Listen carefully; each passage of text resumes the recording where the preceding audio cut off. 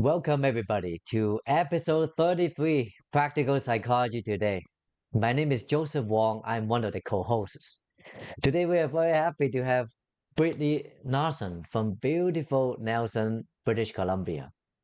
Brittney is a BC mental health counselor. She's very passionate about neurodivergence. In fact, you might already watch our YouTube series on neurodivergence, parenting. So, Brittney, welcome today here. Thanks for having me back, Joseph. So, Brady, you have a very important topic to talk about today. Tell us more about it. Yeah, so we're going to talk about planning for the transition into becoming parents. Okay. Um, so essentially, before a baby's born, we plan a lot for the birth. Okay. Um, and I wish someone had told me before I became a parent that it's not just the birth plan and the baby gear, but the real Yeah. stuff, sort of the identity stuff and the relationship stuff and the who am I now and why do I feel this way kind of stuff. And also how labor is divided up in the home because it starts to shift. And sometimes we don't even notice those shifts happening until everyone's miserable. Oh, Brittany, I'm very excited to hear about this and learn about this because women's health and also the post pregnancy mental health is a huge topic. People seeking help from counseling, psychology every single day. Yes. And so my hope is that in talking about this, that people will seek help sooner, maybe even before the baby's born, so they can set themselves up for success. So, Brittany, here, when we think about the pregnancy process, I guess there's a few timelines here. The couple is planning about this process before any pregnancy, trying for baby and all that. Hmm. And then the pregnancy stage, Yeah, and which then has the its own childbirth, stages as well. and then after that. So which one would you want to talk about first? Ooh, well, let's start with planning to have a family, which not everyone has the opportunity to have this conversation. Sometimes life happens and pregnancy happens before conversations. But in a hypothetical scenario where you are with your partner for a while and you just make the decision that you want to have a child, I would say the very first thing to talk about is values. And values can range from like what is most important to you in life. It can range and it can include like how you envision yourself as parents or how parenting might look. And it's also important to talk about your own childhoods.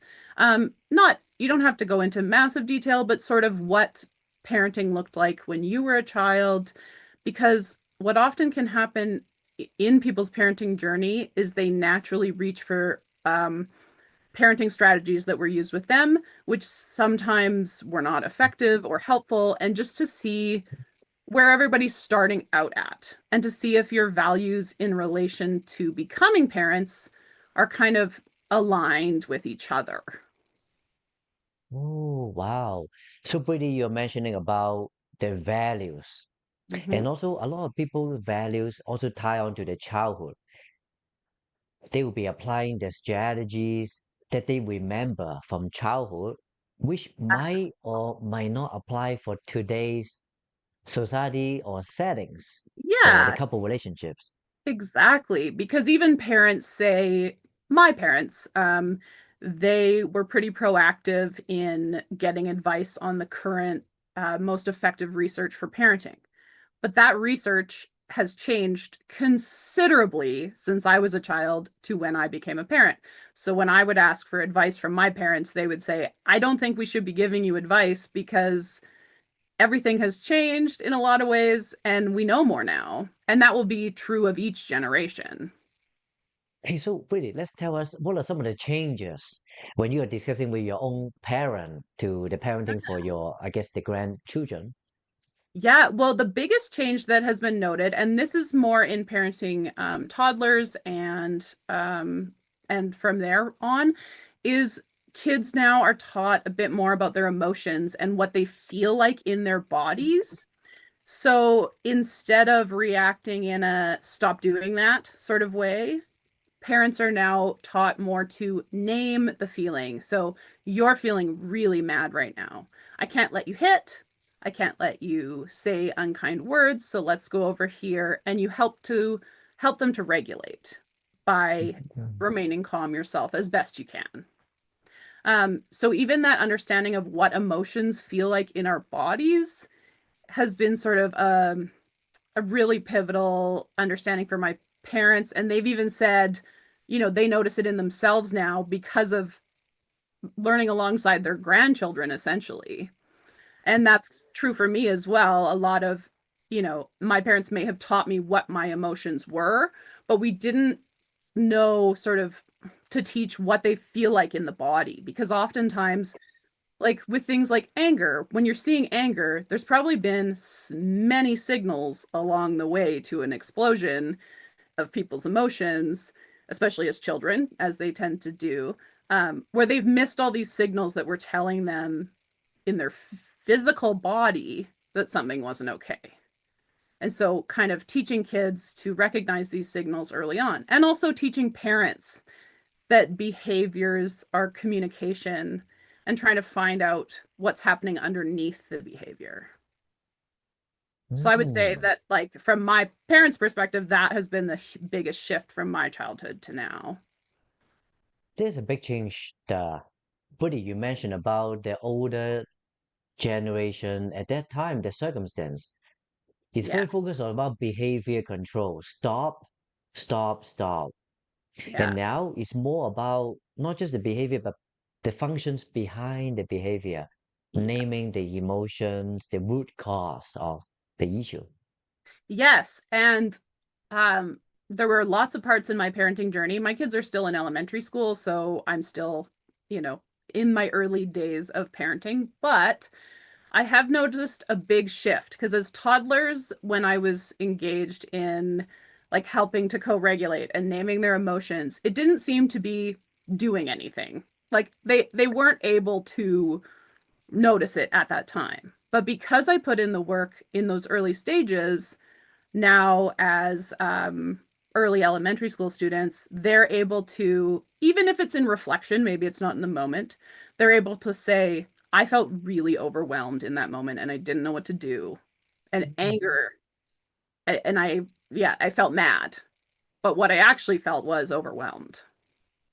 So even though they can't do it as well in the moment, we're starting to get to a place where reflection on what was happening, um, they're Mm. more aware and they're able to understand it. And therefore, they don't feel as much shame because they understand it. Or that's the Wow. hope anyway. I guess time will tell. And thank you, Brittany, here.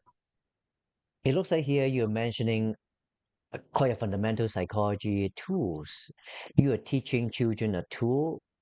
At that time, they don't seem to see the benefits yet because the benefits will come long term later.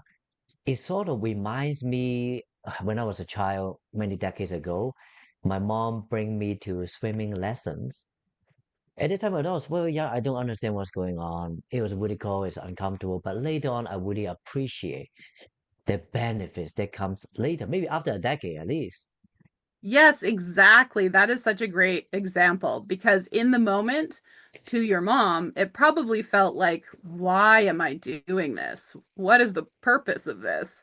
But it got you comfortable in the water. And slowly over time, you learn if I move my body, it doesn't feel as cold. And I get used to being splashed in the face and can wipe it off. Like there's all these skills that you're learning over time, even though in the moment, it doesn't look like it to your parent.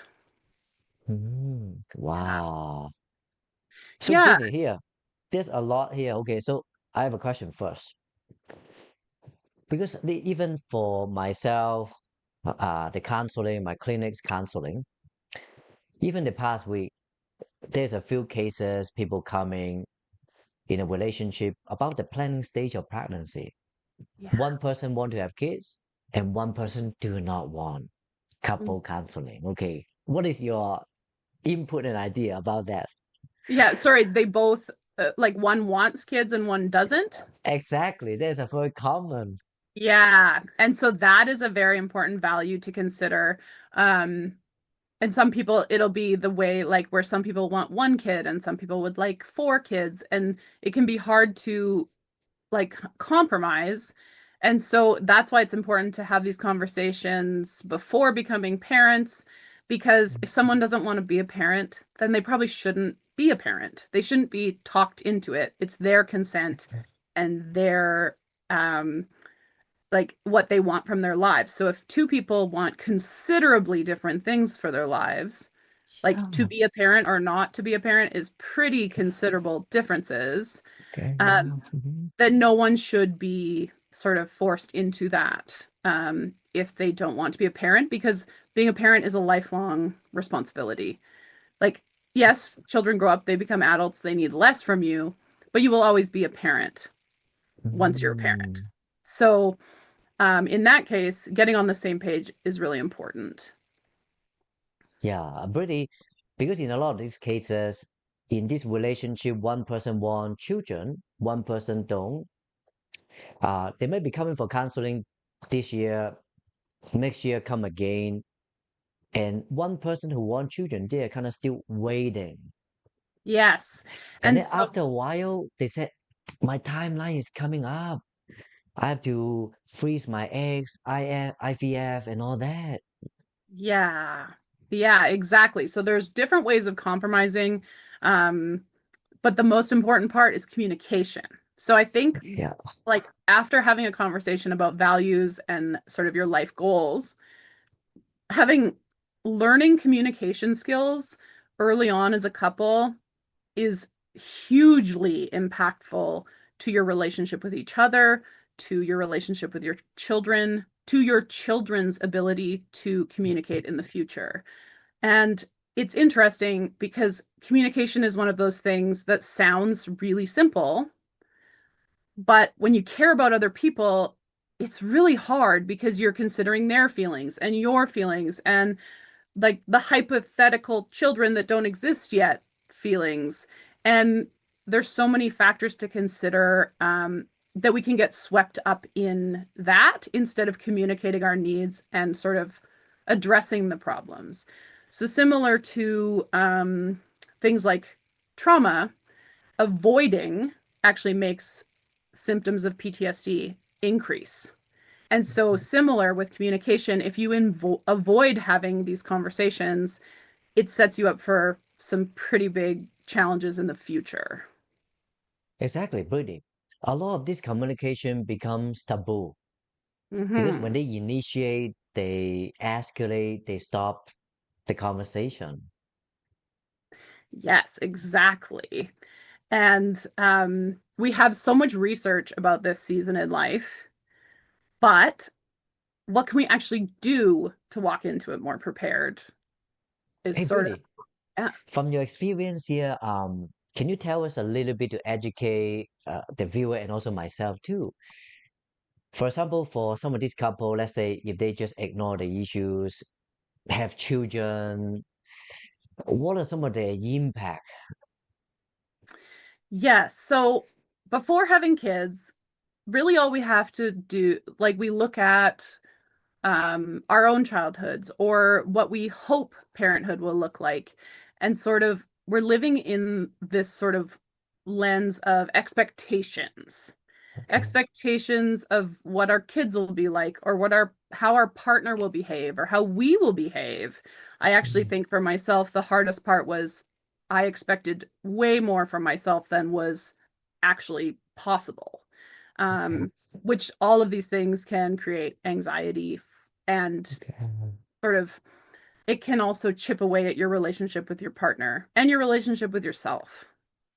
Oh yeah, because if one partner they do not have the desire to have children, and then after the childbirth, they have a lot more added responsibilities. A lot more than you'd think. Exactly. And sometimes what can happen in those scenarios or in scenarios where both people wanted the Wow. children is that one parent is less involved than the other and a lot of the work Okay. falls onto one person. Some of this can be social, so like what you've seen your parents do growing up, you can just sort of fall into those roles without even recognizing that it's happening because it slowly happens over time. So say, a few decades or generations ago, it depends on the family, things were much more gendered than they are now in Western culture. Um, so if you saw your father, and this is more for male or male identifying parents, if you saw your dad go to work and come home and then not do a whole lot other than that, you might not even know what you're supposed to be doing. So Mm. a lot of that mental work of figuring out what should be done falls to the other partner who might be making lists for people to do or keeping on top of all these tasks like does the baby have the right size clothes or have I scheduled this appointment or all this unseen mental work that's happening. And if it wasn't modeled for you as a kid, you won't naturally do it. It's something you have to learn how to do. So you can have the best intentions in the world and still notice yourself falling into these older patterns that don't fit your values. And so when you're not acting in alignment with your values, then you can either feel bad about yourself or you might project it outwards onto your partner. Like, why are you nagging me? That's a common phrase that you hear you can, like, yeah, or people feel that in relationships, and nobody wants to feel that on either end. And I'm sure, Brittany, you interact a lot of parents on a daily basis. Yeah. I guess you must have seen some a parent, they really struggle because they didn't expect that, or they don't want to have kids, and now they're stuck.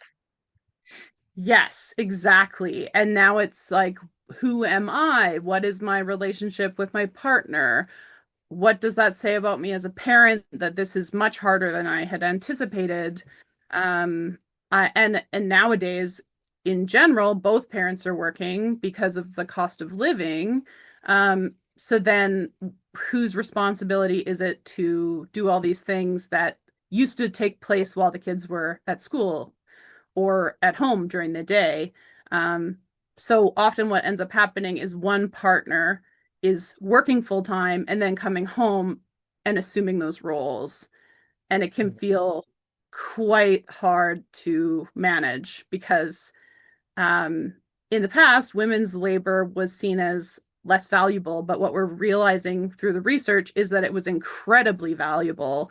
And the sort of home economics of making a home run smoothly takes a ton of effort and skill. Yeah. So Brittany here, because in our society, both genders are working.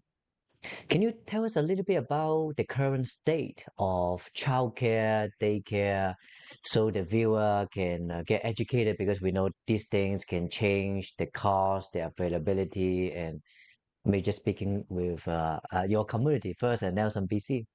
Yes, so I live in a small city in British Columbia where it's very hard to find childcare. There's a lot of efforts to increase availability, but it's not fast enough for the population that we have. We've had a lot of babies born in the last decade plus, and it's continuing. So actually, one of the reasons why I pivoted from being a teacher into mental health care was because I couldn't get enough childcare to work full time or even part time because yeah, it was hard to make it all work. Daycares sometimes end before the workday ends, and Mm. there's so many different factors. It's also quite expensive unless you have a subsidy, and the list goes on and on and on. But there are many, many challenges to Okay. accessing childcare. Um, and this puts a lot of stress on families, no matter what the dynamic is. It can become really stressful. And my understanding is that this is the problem across the country. I see. So Brittany here, let's give us an example here. Let's say uh, two spouses both have full-time jobs, and next week there's a baby comes for magical reasons, okay? And what are the options in Nelson, BC for the child caring? Let's say they both work 9 to 5 to be simple, okay? Mm-hmm. So you would have to plan, or you'd have to get on a wait list like as soon as you find out you're pregnant. So this Okay, wait is miracle for where? baby, at all the daycares you can think of. But you Okay, I also have to do see. the research to find out what the daycares are available, which ones Oh, allow subsidies, which ones are in-home daycares. oh wow, okay. There's tons of different options. Oh, so And there are many, many different type of daycares here, okay? yes, and in my Okay. area, there's actually there's a program that is the childcare resource referral. So you can reach out to find a list of providers that are licensed. And Oh, I imagine that this is available in a lot of a lot of communities. And it can be really helpful to take some of the mental work, but then you have to apply early and you have to follow up because there's wait lists. okay. For myself, it's been a while since I was looking for childcare, but Mm, I was able to secure 1 day a week for my first child and then 2 days a week for my second child. Um, and you have to kind of work around that. And it was very challenging. oh, okay. So pretty here, can you tell us a little bit? Let's say somebody sign up for daycare and magically there's a spot. Do the parents just drop off the child in the daycare and then pick them up later? And what are the opening hours for these daycare facilities? So this can widely vary. So some are set up for working parents where sort of you can drop off at sort of 6:30 or 7 onward and Wow, pick okay, up at, 5 or 5:30. But then okay. some places, actually probably more often than not, because of staffing challenges for that amount of time, is that you often will drop off your kid at 8:30 or 9 and pick them up at 4 or 4:30. And You're still so, at work. How yeah, is it possible? well, and when I was a teacher, my child, thankfully, their daycare opened at 8:30, but I'm supposed to be at work at 8. So during that time, I had a friend who was self-employed and was my neighbor who would take my son for that hour and drop him off at daycare so that I could get to work on time. But a lot of people Wow. don't have that resource of a friend who happens to have a schedule that will work. And so people try to find folks that they can hire to watch their kids for 1 hour in the morning and then like 2 hours at the end of the day. And that's not an ideal job for anyone. So not people don't really want that job. So in a way, some people will hire, I guess, a babysitter just to come in that Exactly. hour.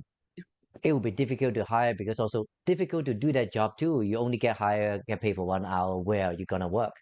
Exactly. Well, and in a Okay. lot of cases like mine, the person would have to drive my child and pick them up, so they'd have to have access Mm. to a vehicle or take the Oh transportation yeah. system if you live somewhere where that's more reliable. And um, yeah, there's so many factors. And in my life, this fell onto me, um, Mm. which was agreed upon because my spouse and I were able to discuss, and we decided Mm. that it was most appropriate.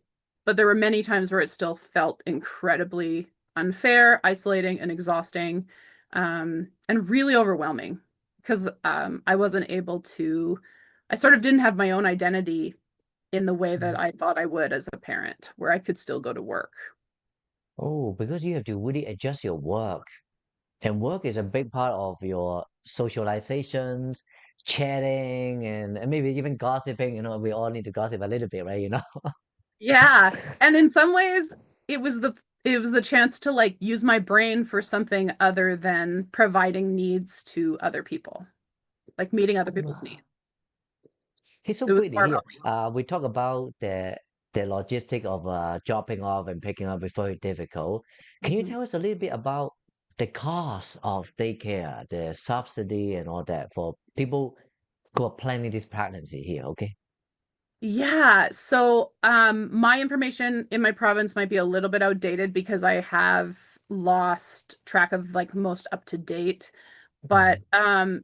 it in general you're paying livable wages for people, so which of course early childhood educators very much deserve more than what they make because Yeah. it's such a challenging job, and such a wonderful job that people commit themselves to. Um, but I recall paying sort of $200 a day.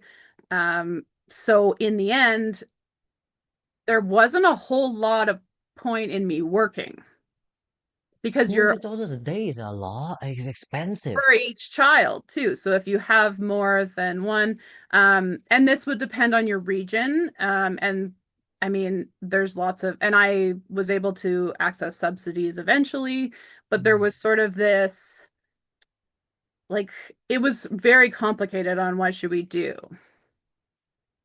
Wow, as a family. $200 a day for 5 days is $1,000 a week. Yeah. And so a lot of Wow. people, it doesn't even make sense to work because for minimum wage, you'd be paying more for daycare than you would be Wow. making. So this sort of Okay. forces people out of the workforce, essentially. And how about the government subsidy? Because people heard the news, the $10 daycare or Yeah. whatever it is, how does it apply for this $200 a day?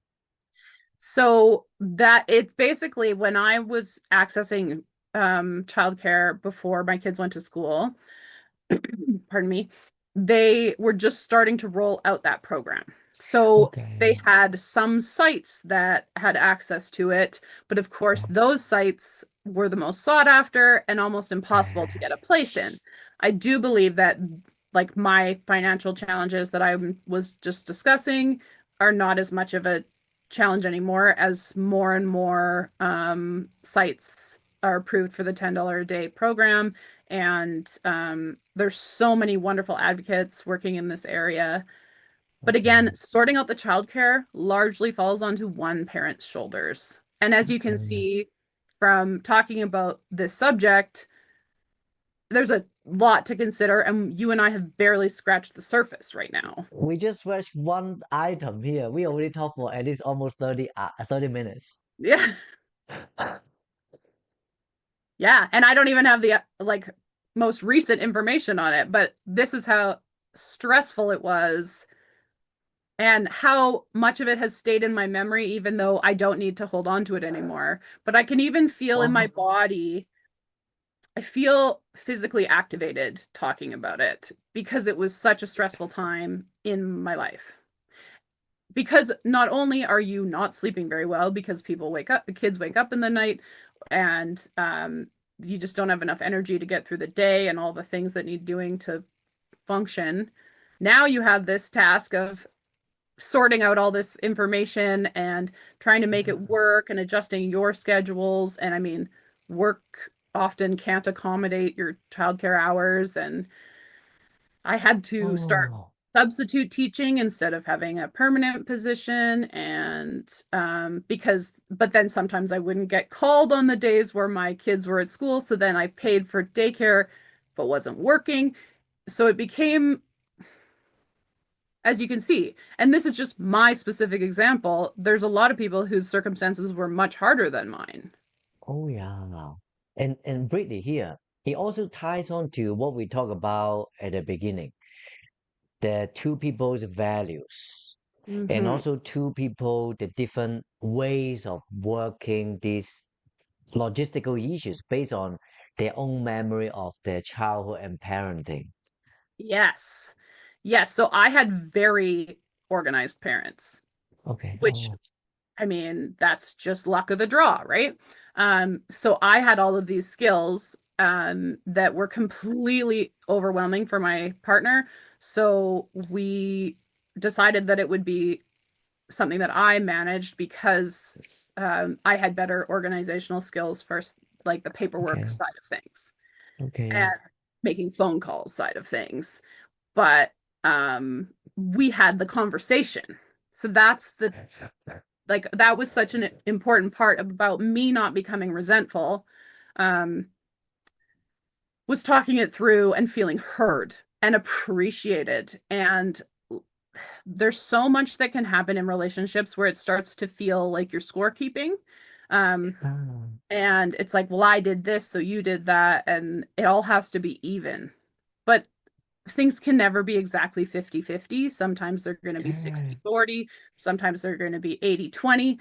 But what you have to do is communicate, because if someone doesn't feel appreciated or seen or heard, or like you understand their side of what's happening, you're not going to get anywhere, and resentment will grow. Oh, there's a lot about these values and teamwork with different sort of experience, capabilities. Because on one side, you're very organized, but still the workload is a lot.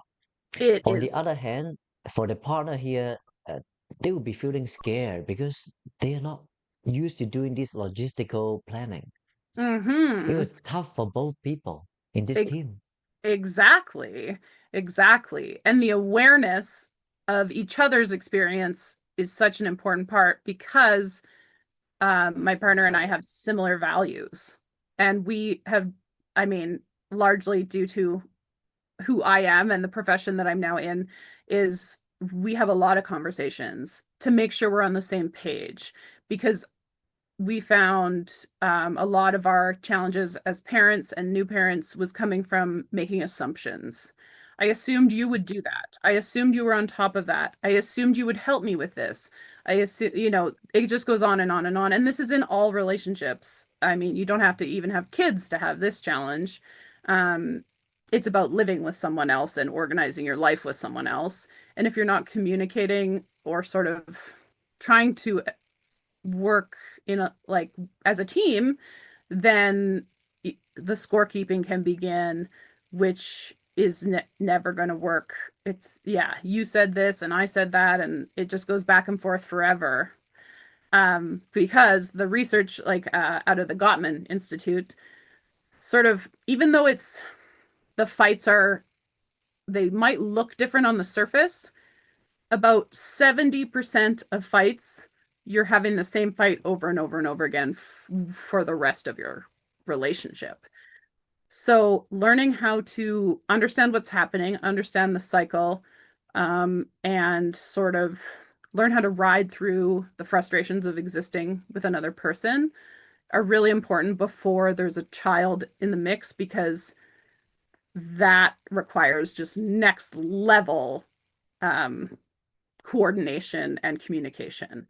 So practicing when it's just the two of you is really important. And it just sets your family Mm. up for success. And that's not to say those of you who are like listening to this and you already have kids and they're already, past some of the ages we've talked about, there you can always like come back to this and repair and become more resilient. There's never like an end date. It just means you might have some wounds to heal and some stuff to unpack. Well, so pretty today here we talk about a number of things here, values, childhood, and scorekeeping, logistical changes, about the first stage of just to plan about the parenting here. And we will talk more to continue this series. But before we end here, Brittany, what is one takeaway message you want to give to the viewers, to the public, to the fellow clinicians here? Yeah. Let's see. I think that everyone has the capacity to be a parent and a good partner if they want to be. And I also think that it's important to remember that you cannot control another person. You can control yourself, and that will influence your relationship. It won't change your partner's behavior. That's on them. So all you can be in control of is yourself, and make sure you're having these conversations and learning the skills. And in coming podcast episodes, we'll get into a bit more about some of the communication skills that can be really helpful. So yeah, keep trying, and you've got this. Brittany, thank you for your word of wisdoms and psychology and experience here. So, Mhm. Brittany, we'll say goodbye here and we'll talk soon, okay? All right. Thank Thank you you, so much. Joseph.